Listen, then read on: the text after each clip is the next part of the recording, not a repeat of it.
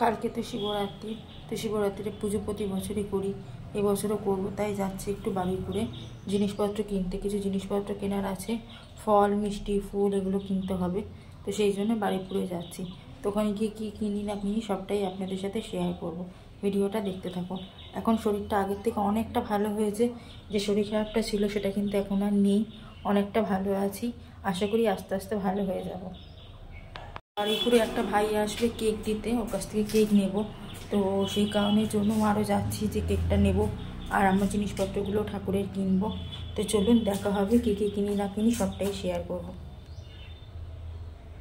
ভেবেছিলাম এবছর শিবরাত্রিটা করতে পারবো না, যা শরীর খারাপ ছিল, কিন্তু ভগবান চাইলে সব কিছুই হয়। চলে এসেছি কামধেনু মিষ্টির দোকানে, এখান থেকে মিষ্টি নেব। আর মায়ের বান্ধবীর শাশুড়ি মারা গেছে, তো ওদের জন্য মিষ্টি নেব, যেহেতু মিষ্টি ফল দুধ এগুলো দিতে হয় সেই জন্য। আর এখানে কত ভালো ভালো মিষ্টি রয়েছে দেখুন, এই সন্দেশগুলো এত বড় বড়। আমি যখন পিকুর জন্মদিন ছিল আগস্ট মাসে, তখন কিন্তু একটা বড় শাক মিষ্টি নিয়ে গিয়েছিলাম। আর মা বলেছিল রাত্রিরে খাওয়ার জন্য কচুরি আনতে, যেহেতু আমাদের নিরামিষ খাওয়া চলছে শিবরাত্রির জন্য, সেই জন্য কচুরির দোকানে গেছি। দেখছি রাধাবল্লভী ভাজছে, তো এখানে ভাজছে দেখুন একসঙ্গে কতগুলো দিয়েছে, এতগুলো রাধাবল্লভী একসাথে ভাজছে দেখে আমার এত ভালো লাগলো বলে একটু ভিডিও করলাম। তো এখান থেকেও কিছু কেনাকাটা করার ছিল, করতে গিয়ে যখন ফুলের দোকানে গেছি, ফুলের দোকানে গিয়ে আমার মাথায় রীতিমতন হাত পড়ে গেছে।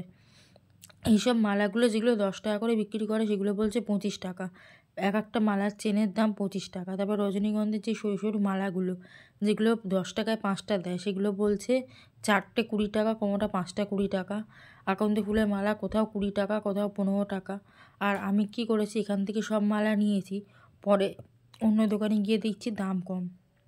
এত রাগ ধরছিল কি বলবো, আর একটুও দাম কমায়নি, যা দাম তাই দামই নিয়েছে। শিবরাত্রির সময় কেন, প্রত্যেকটা পুজোর সময় এরা এরকমই ব্যবহার করে, তো কী আর করা যাবে। আমি এই মালার মধ্যে থেকে কিছু কিছু যেগুলো আমার লাগবে সেই মালাগুলো নিয়েছি, আর বাকি সব অন্য দোকান থেকে নিয়েছি, একটা টাকাও কমায়নি মালা থেকে। তারপরে তো চলে গেছে আকন্দ ফুল আর ধুতুরা ফল ফুল এগুলো কিনতে, তো সেগুলো এখান থেকে নিয়েছি এই কাকুটার কাছ থেকে। তো এই কাকুটার কাছে নীলকণ্ঠ ফুলও ছিল, কিন্তু থাকবে কি না জানি না কাল অবধি বলে আমি আর নীলকণ্ঠ ফুল নিলাম না, শুধু ধুতুরা ফুল আর ধুতুরা ফলটাই নিয়েছি। আর চলে এসেছি এই দোকানটা, এখান থেকে আমার কলকে, তারপরে সিদ্ধি গাঁজা পৈতে এই সমস্ত নেওয়ার ছিল, তো এইগুলো সমস্ত নিয়েছি।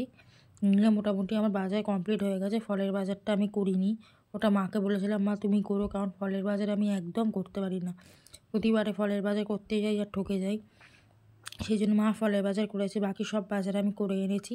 এই ছিল আমার শিবরাত্রির পুজোর প্রস্তুতি।